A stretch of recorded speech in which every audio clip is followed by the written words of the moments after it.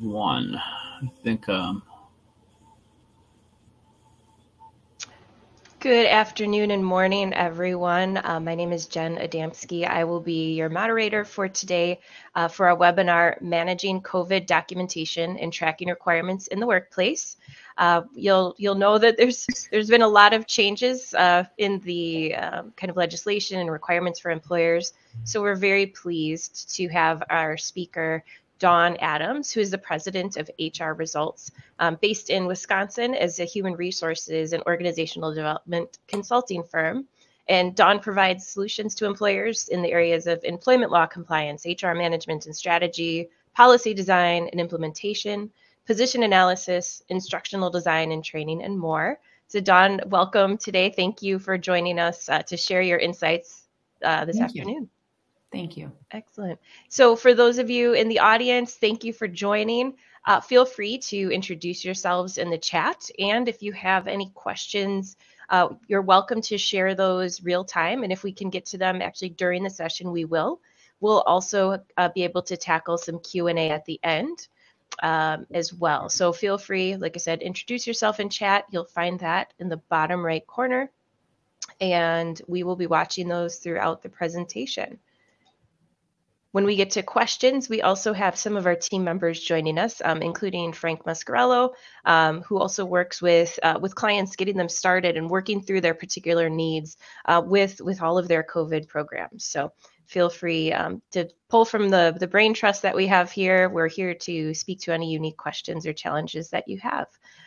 With that said, I'll hand it over to Dawn, and we'll talk through what we'd like to achieve for you today. Great, thank you. So I would like to welcome everyone as well. Our goals for the session today are to explore the vaccination requirements and get a better understanding of what they are based on different governing agencies and kind of what's the latest and greatest and what do you need to follow. To discuss how to handle exemptions when you get exemption requests from employees. To discuss the application and enforcement. So how do you apply these regulations? How do you enforce them? And how do you make sure that they fit with your organization? We will be sharing some resources for regulatory updates. There are many different organizations involved in this process. So we'll share some resources for you so that you can stay up to date after today. And also identify technology and tools that helps you to more easily manage employee data around vaccination status.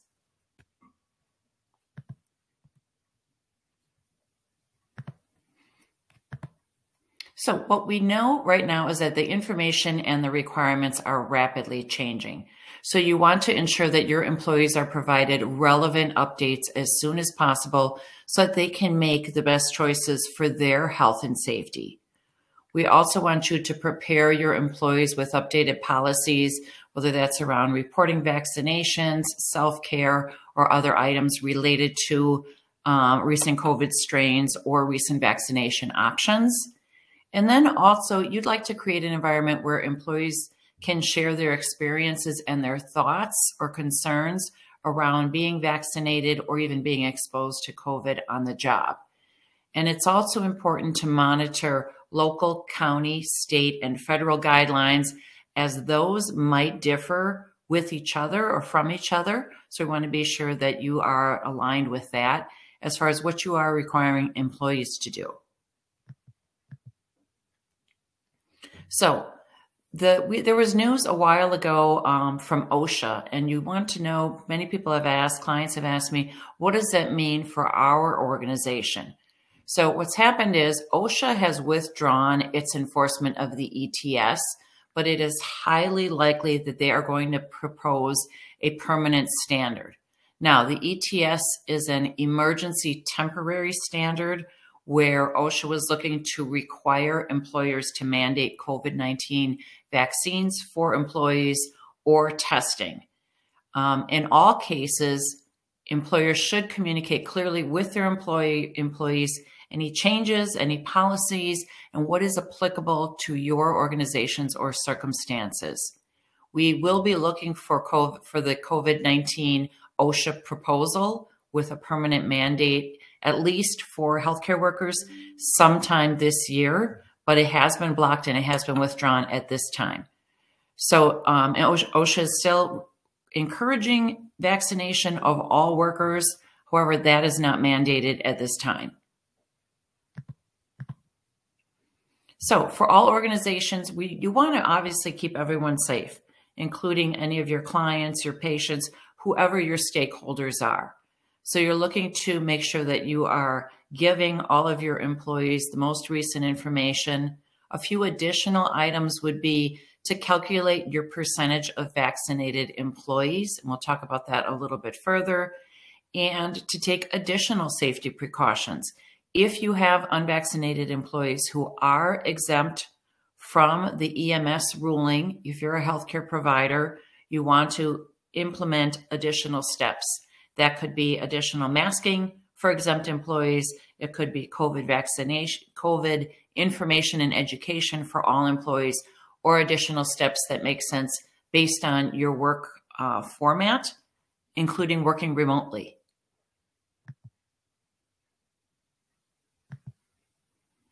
So the CMS requirements are related to those organizations, and it applies to those who are Medicare and Medicaid providers or suppliers. So that could be ambulatory surgical centers, psychiatric residential treatment facilities, mental health centers, hospitals, mainly those in the healthcare industry. So employers of covered facilities need to be doing several things. First, they need to track and securely document employee vaccination status. They need to develop clear, confidential procedures and policies for processing and tracking exemptions and accommodations. And there are two categories. One is if an employee requests a medical exemption, and the other is if an employee might request a religious exemption. And we'll get into the details of those two categories in a minute. Also, those who are covered by CMS need to take additional precautions to mitigate transmission of COVID of staff who are not fully vaccinated. And then finally, communicate with employees and other staff in the facilities about getting vaccinated, submitting vaccination proof, or applying for exemption. Those are the only three categories that employers must follow at this time if they fall under the CMS requirement.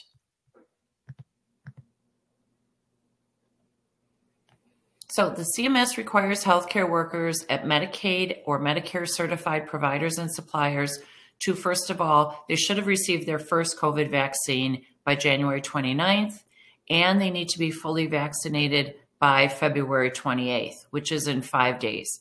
At this time, there is no requirement around obtaining booster vaccinations or around tracking booster vaccinations. Now, as I mentioned earlier, employees can request an exemption. How do you handle these exemptions? First of all, you want to develop a non-discriminatory, streamlined procedure so that you are processing exemptions consistently and without bias, and you are documenting them. The exemption is the accommodation. However, some employees might need additional accommodation. So this includes people who might have a medical disability. So for example, some type of pre-existing condition where the vaccine is actually harmful to their system. Or the second category is a sincerely held religious belief, observance, or practice. Now, employers are not required to accommodate staff exemptions that are made solely just to evade the vaccination requirement.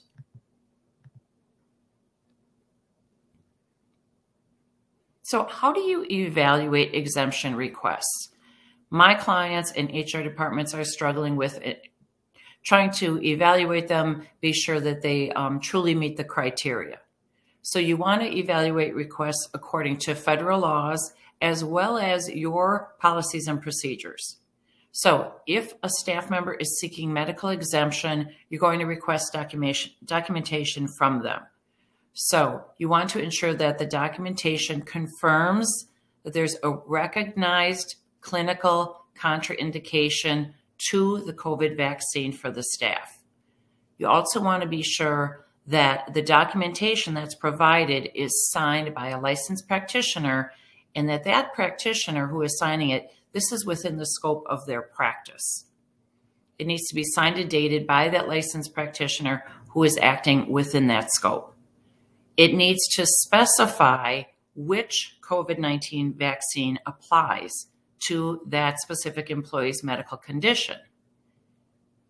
Thirdly, it needs to contain recognized clinical reasons. So I have approved and denied these based on the clinical reasons. It needs to be authorized, and it needs to make a clear connection between the employee's condition and the vaccine. And then it needs to include a statement by the practitioner saying that they are clearly advising against vaccination. And then the person would be approved. And you need to communicate that approval of exemption to the employee and keep all of this information in a very confidential area.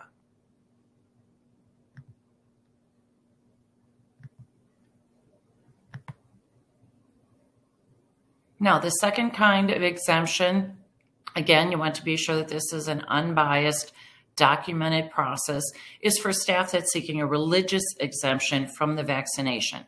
So they too would put in, they would turn in some type of documentation, and that needs to show that they do have a sincerely held religious belief, practice, or observance. And this needs to support it. It does not necessarily need to be signed by some type of priest or religious person who is within the organization that they attend. The second piece is that they need to make a clear connection between the vaccine and the justification for not being vaccinated and how that relates to their belief or their religious practice.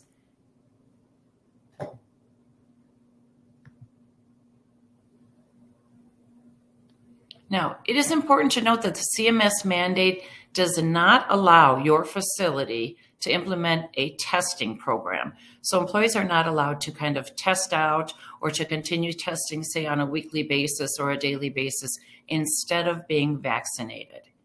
So there's more information on cms.gov for more details. And again, the CMS mandate is related to places that are supplying or receiving information or receiving funding from Medicare or Medicaid. So again, that could be intermediate care facilities, outpatient facilities, hospitals, things like that. So check out cms.gov for details and requirements of this mandate. So there are 2 C's really when it comes to managing this as far as human resources goes and as far as employers go. First one is to be consistent. Consistently apply your rules, apply your exemption criteria, apply your training. Train your managers on your processes, on the forms, and on how to handle this. What I'm seeing with clients is a certain group is sometimes trained and is understanding policy changes when actually this needs to be cascaded all the way through the organization.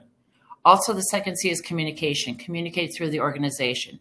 Share policy changes, share forms, share training on COVID and its risks with employees. Increase consistency and increase your communication.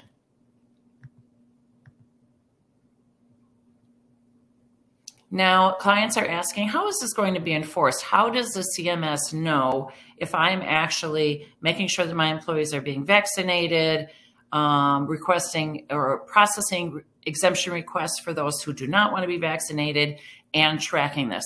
Well, the CMS works very directly with state survey agencies. They are regularly reviewing compliance with Medicare and Medicaid regulations across multiple healthcare settings. And they are expecting these state survey agencies to conduct on-site compliance reviews. That is coming through if there's a recertification survey, and that is also coming through if someone files a complaint. That could be a patient, an employee, or another stakeholder to your organization. Now, when the enforcement comes through, there are basically 3 basic process or plan categories that are being checked, either if there's a complaint or if it is time for a survey. First one is that all eligible staff are being vaccinated. Second one is that you are providing exemptions and accommodations for those who are eligible, and that's being done consistently and in an undiscriminatory way. And then third, that you're tracking and documenting staff vaccinations, and that information is being documented and kept confidential. Otherwise, you could lose your funding. Now, we know that there are many organizations that kind of had their fingers in this, have interest in this. These are various organizations that I recommend you look into, use as a resource. Check out these different websites, OSHA.gov, obviously, CMS.gov, which is very related to what we're discussing today, related to Medicare and Medicaid providers and suppliers. SHRM.org is Society for HR Management. It's a great resource for human resources. And if you don't have a human resource department, you can certainly connect with me, or managers can access quite a bit of information on SHRM, even if you don't have a membership. And then, of course, CDC.gov, that gives a lot of guidelines and ever-changing updates.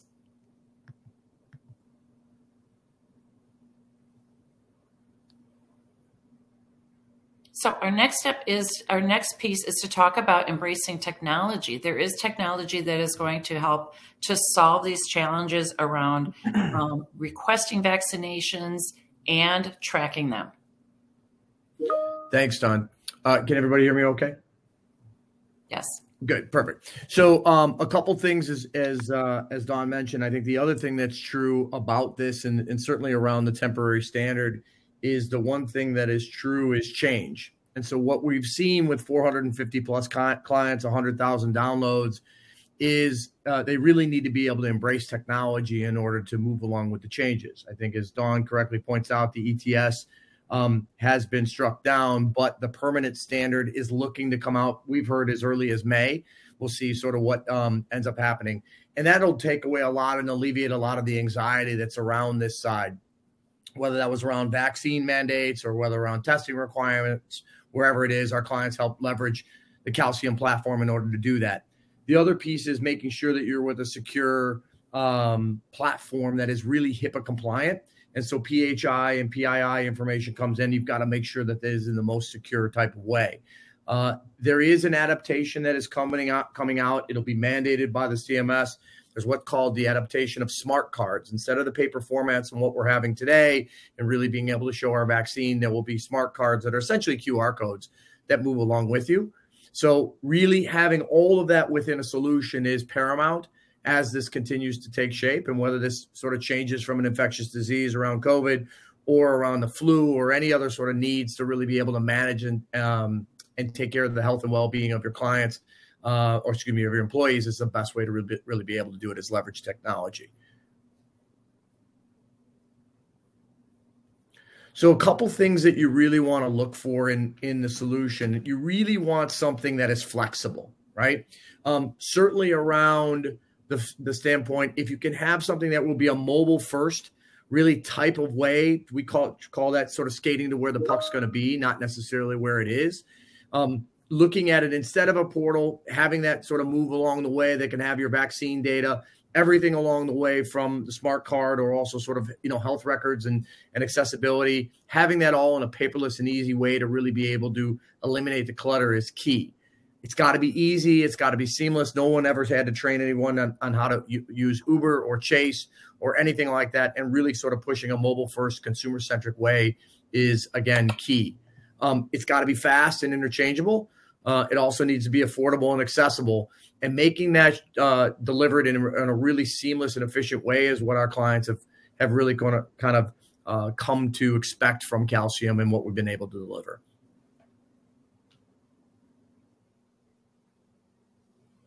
So a couple things. It is clear that also you really want to create consistency and help with that communication.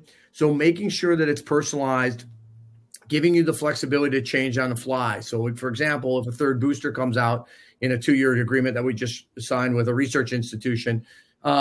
You really want that to really be able to immediately on the fly make a change and ultimately roll that out. So a third booster. If other vaccination requirements come and also along the way, you need the flexibility and something that we call Studio to really kind of change the workflow. It's got to be flexible and got to be intertwined within the CDC, FDA, and any of the local or state regulatory bodies so that you can move along with it and know that you're in a place of compliancy, but also adherence within this so that if any sort of time anyone came knocking on your door from an employer perspective, you know that you would be covered.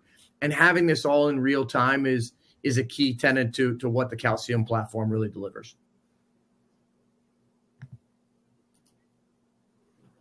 So a couple things as we're navigating through this, and as I think some of the things around COVID are sort of unwinding, if you need any help in getting started, again, we've got 450 plus customers, 100,000 downloads. We'd love to have a demo shown by some of our experts and really kind of walk you through the different pervasive uses and different use cases. We're seeing a lot of different companies use things in a lot of different ways that may have started out with a vaccine tracking or self-attestation or the ability of testing particular types of COVID testing and responses.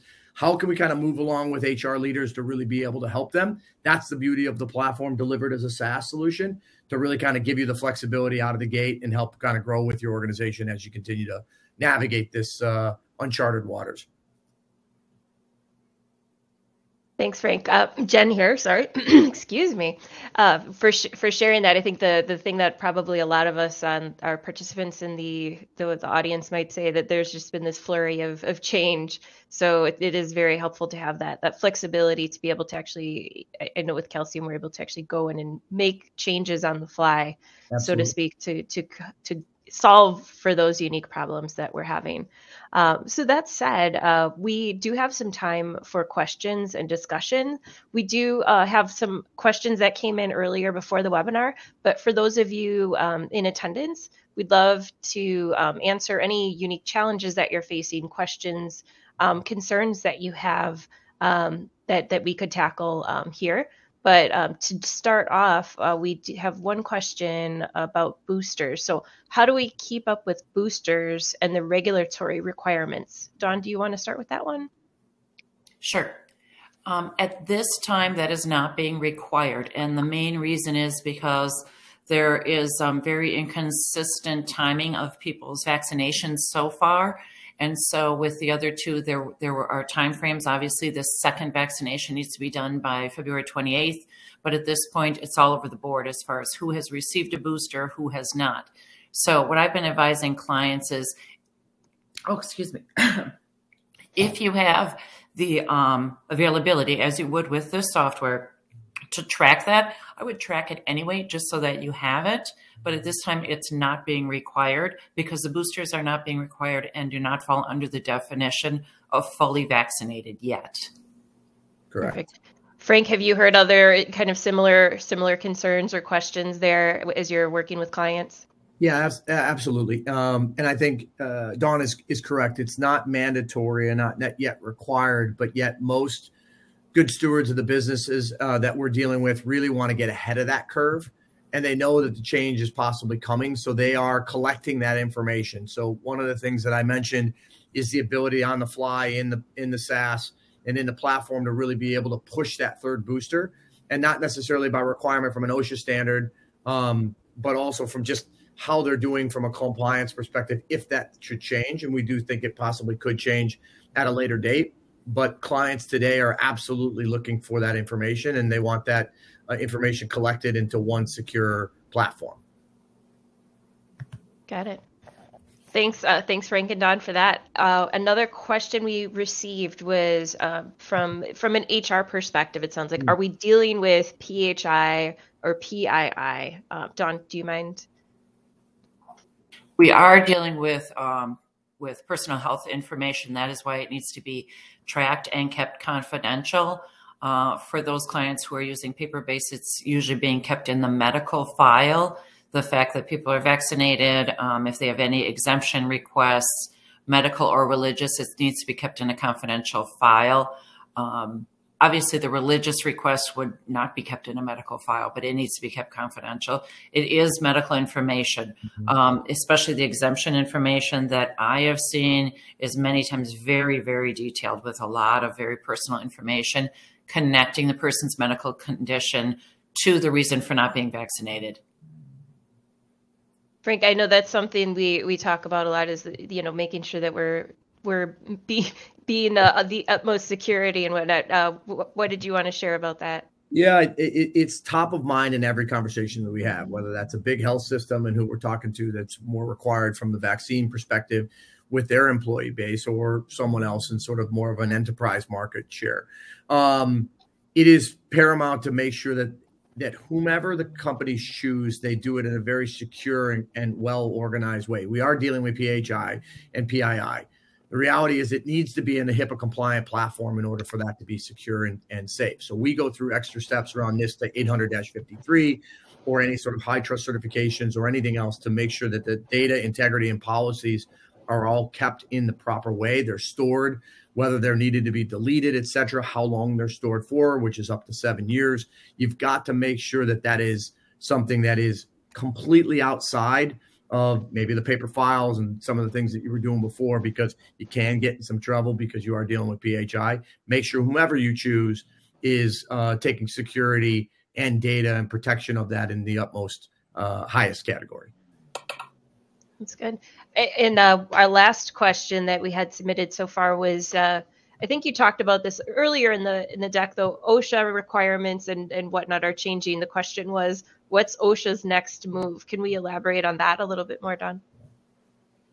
I don't think we know. I think that they are looking to propose a mandate of vaccination, if not for all employees, which obviously was lifted for certain healthcare employees. So we will see. It will depend on, obviously, the politics and how employers respond to that, right? The cost of it, the administration, some of that.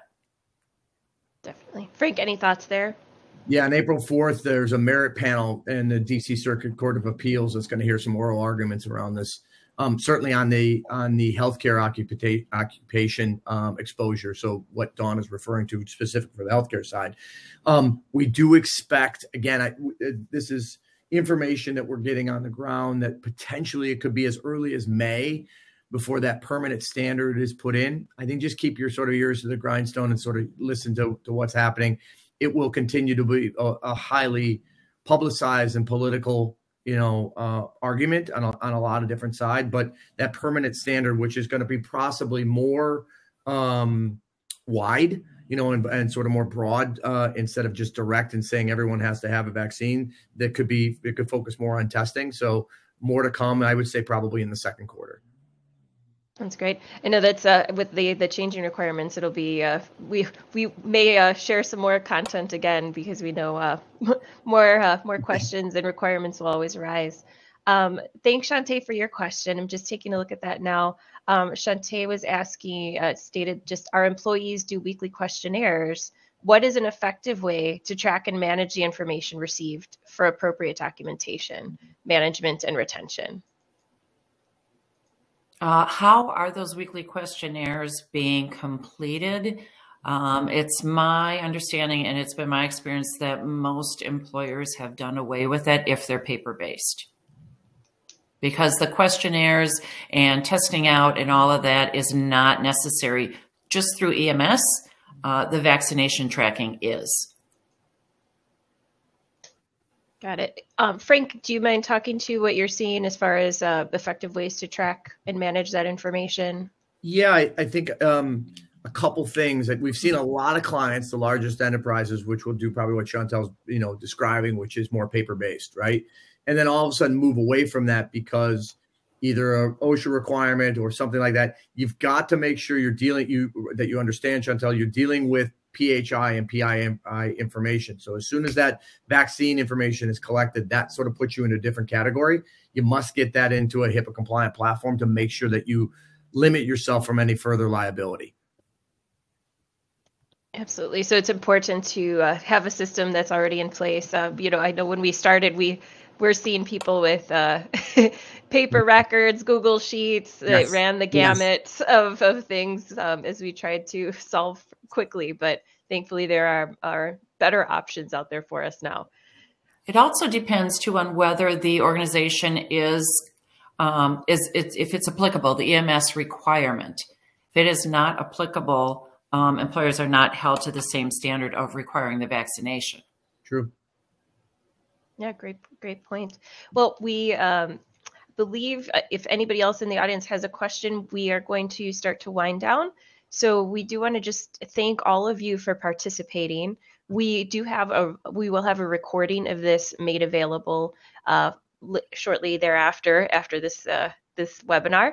And you're welcome to reach out to Dawn. Her information is here, to myself or Frank. We'd love to answer any other questions, walk you through the solution that Calcium has. Dawn is happy to, consult and chat with whatever your needs are as well.